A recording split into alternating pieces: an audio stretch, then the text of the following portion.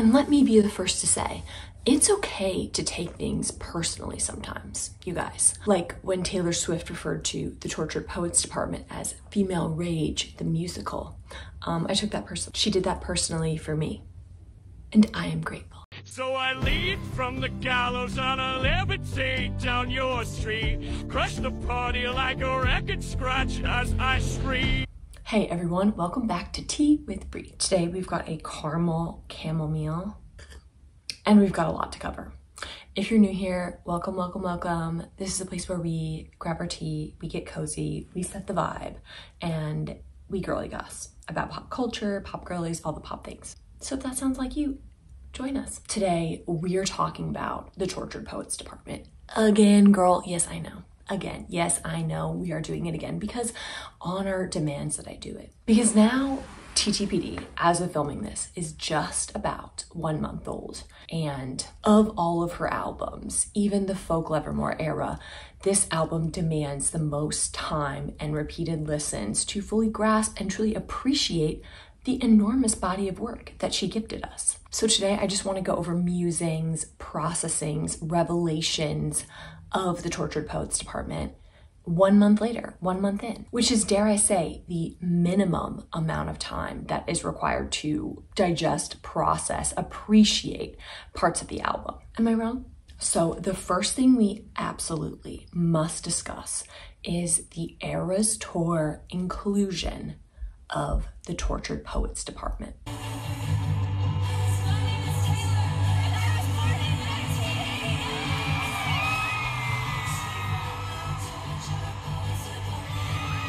I, for one, did not see this coming at all. When I was going through my predictions, I thought there's no way they're gonna change the whole set. Like, that would take so much time, and like, what would they cut out? And it would be so work intensive in addition to all the other things that you have to do leading up to an album release. I was like, there's just not enough time to put it in. Baby girls, I stand corrected, because TS said, honey, I don't have 24 hours in a day. I've got 49 and I'll do what I want. And cheers, queen, because the Tortured Poets Department aspect of the Eras Tour, if you have not seen it, I must demand that you go and watch it on YouTube and then come back. People have posted amazing quality videos of that particular part of the Eras Tour online, and it's iconic. It's bold, it's brave, it's never been done before, never been seen before, never will be repeated again in the history of the world. She rolled out a bunch of new outfits. There's new, the vibes are very black and white, old-timey, like almost like old-time Hollywood kind of vibes. And the outfits are chef's kiss that she's wearing. She's got like this two-piece that she wears for I Could Do With a Broken Heart, and she got this jacket, and then she's got her amazing Vivienne Westwood gown that's very similar to what she wore to the Grammys and in the Fortnite music video, which is iconic. She also has this like marching band suit that she's wearing. So the fashion is giving. It's giving 100,000%. I'll put up the list of the songs that she's included, but off the top of my head, I think it's Fortnite, Down Bad, So High School, Smallest Man Who Ever Lived, Who's Afraid of Little Old Me, I Can Do It With a Broken Heart. Oh yes, and she opens Daddy, I Love Him. So y'all, you'll just read the songs over here, but that's from my recollection, and it's astounding. I am gonna say something controversial because I have to and I want to. Who's Afraid of Little Old Me? Her performance of that song, my opinion, having watched her different tours and her different eras, Who's Afraid of Little Old Me is Taylor Swift's greatest onstage performance of all time. Tell me I'm wrong though. Tell me I'm wrong. Honestly, do tell me I'm wrong. If there's something I'm missing and I'm like, oh yeah, that's actually way more iconic, I will stand corrected. However, I just believe that like that performance where she's on this like mirror, and when she's like, and I'll levitate down your street, and then she starts to basically levitate down the street.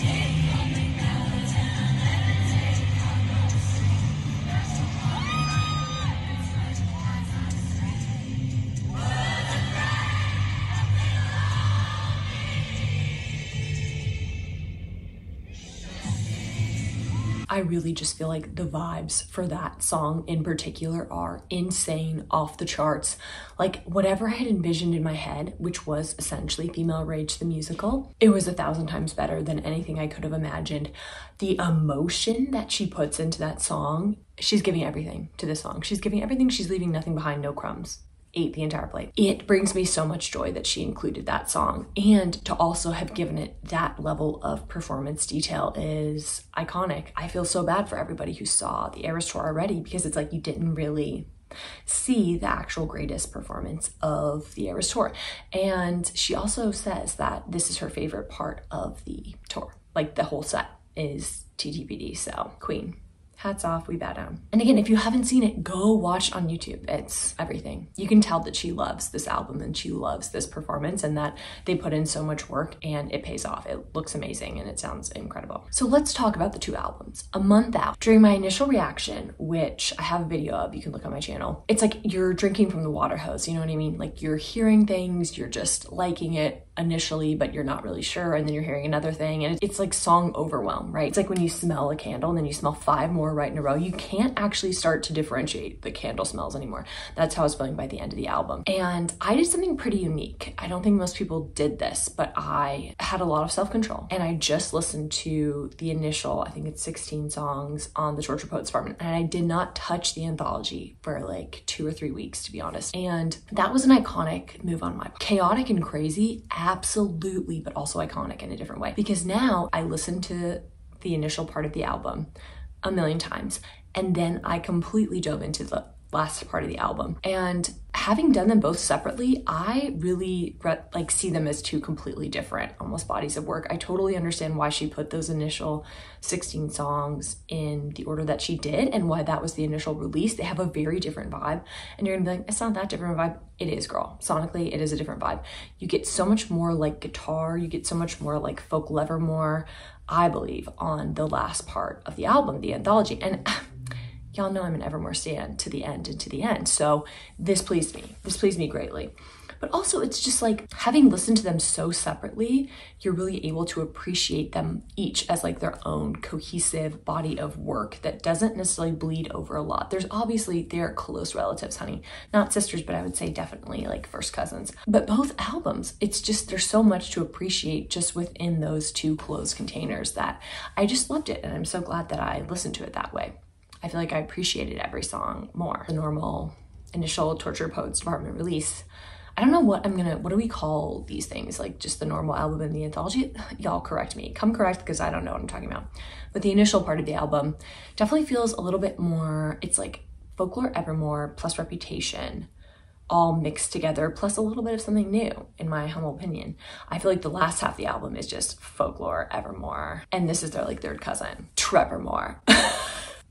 Cut that out. But yeah, it definitely feels a lot different. And I almost like want to categorize them as like two different bodies of work in my mind, but I'm like thinking about where does this fall between like all the albums and how I rank them all. It's just a lot. It's so many songs. It's crazy to me, honestly, that looking back, that people were putting out reviews for this album like the morning it came out. So it came out at like what, midnight, and by like 6 a.m. different news outlets were posting their reviews. I'm like, what? But actually, literally, what are you talking about actually? Because this album is so long and it takes so much just physical time to listen to it, but even to like understand what she's saying. Like, you're not appreciating anything if you're posting your whole entire review of the album like 6 hours after it came out. Honey, no. Honey, you absolutely are not. That is the 100% wrong way to listen to this album. There's just no appreciation. You need time. You need to let things breathe. It's like a fine wine, honey. Let that shit breathe. Now, I don't drink wine, nor do I know anything about how wine breathes, so if that analogy is off, know that I don't care. So now that I've had a month, now that I have processed these songs more, I did come to appreciate them in entirely new ways. What are some of my favorites? Let's get into it. So Long London, iconic. Never been done before, never been seen before. I love how it starts with these like ethereal church bells that sound almost like very England, right? Very London, very like a Westminster Abbey church service, the start of it. And the harmonies are stunning. Chef's kiss, probably my favorite harmonies that she's ever done on any song. And then it gets into this like higher, almost very surprising, fast-paced production, which I loved. It felt very true to probably how the relationship felt. And I think that's one of the things that Taylor's best at, is matching production and vocals and everything to the way that something actually feels in real life. So I love that song. Guilty as Sin was a more sleeper hit for me. It started out kind of like, I can't really differentiate this from a lot of the other songs too. Am I tattooing mine on my upper thigh? I don't know. That's kind of how it's got me. It's got me guilty, you know, it's got me guilty as sin. Also, LOML. It's to no one's surprise I'm leaning a bit into the more melancholy aspects of the track. I'm an Evermore girly through and through. Champagne Problems is my entire ethos and life. So yes, I'm leaning into some of the sadder songs. Sue Me. They're all sad if you really listen to the lyrics. Think about that. Okay, The Smallest Man Who Ever Lived. So much I could say about this song. It pains me to hear it, but also it feels very accurate to life and to some certain kinds of relationships, and I love it. I believe that anyone who doesn't love it is wrong and lying to themselves, and that's my take. Who's Afraid of Little Old Me? Y'all know I love this song. I made an entire video just dedicated to the song and about female rage, and this was before Taylor called TTPD Female Rage the Musical, so when she's right, she's right. You know what I mean? This performance, again, is the greatest Taylor Swift performance and vibe of all time, so love it. To my surprise, I also really like Clara Bow. After I've had a month to digest, as I've been sitting with different songs, Clara Bow really stands out. I love it. It's not like this normal, like super relatable song, but yet it is at the same time. And I love the exploration of women in the industry, which I don't think is something that we've seen a ton of in other albums in this kind of explicit way. And I appreciate and I love it. From the anthology, we have Chloe, Sophia, Sam, Marcus, whatever that song is called. Y'all. Love that song. How Did It End? Iconic. How Did It End is potentially cracking like top 5 Taylor Swift songs ever. Maybe, don't quote me on that. I love that song so much. I cannot stop listening to it.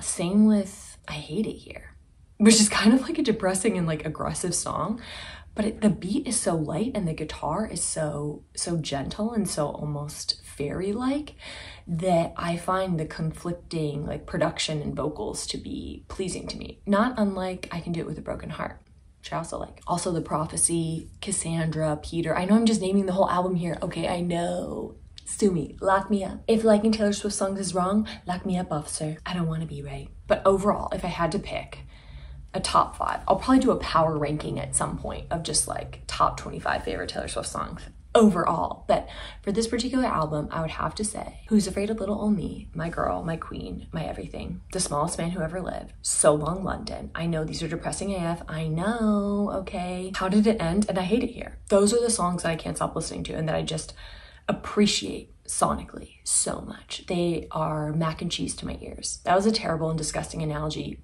but I think you know what I mean. So now I want to talk about the most iconic, never been done before, crazy wild lyrics of this album that I am obsessed with. Again, this is something that takes a lot of listening to appreciate because these are her most lyrically dense songs, I believe, of any era she's ever had. She's packing the words per minute in there, okay? They're dense girls. And so there's a lot lyrically to sift through before your brain can even start picking out standout lyrics.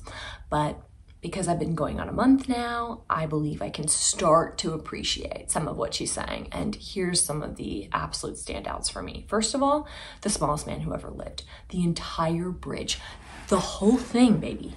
The whole thing, start to finish.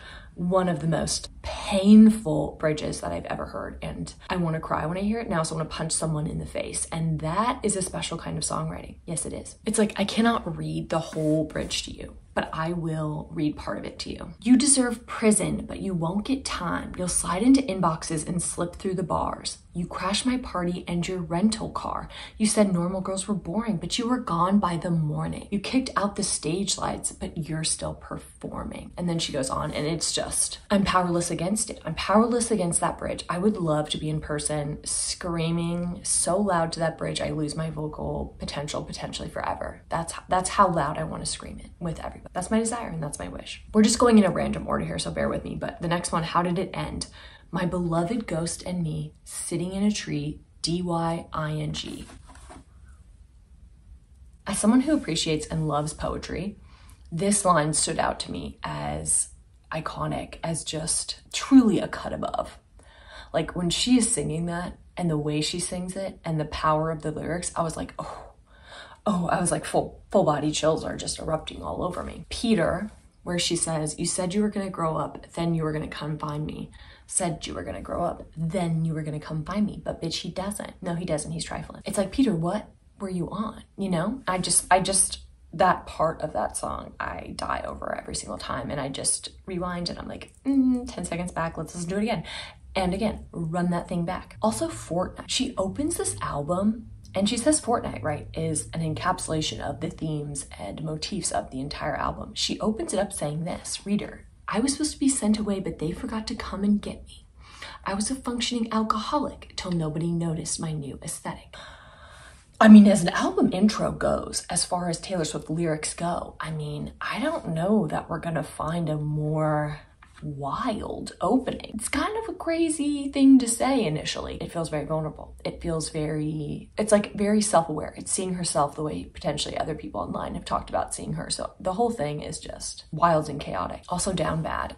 Down Bad has some great lines. Very pop, you know, but it's like, now I'm down bad crying at the gym. Everything comes out teenage petulance. What if I can't have him? I might die. It would make no difference. 14-year-old me would 1000% agree. Also, So Long London has some really iconic lines. How much sad did you think I had in me? That line really gets me.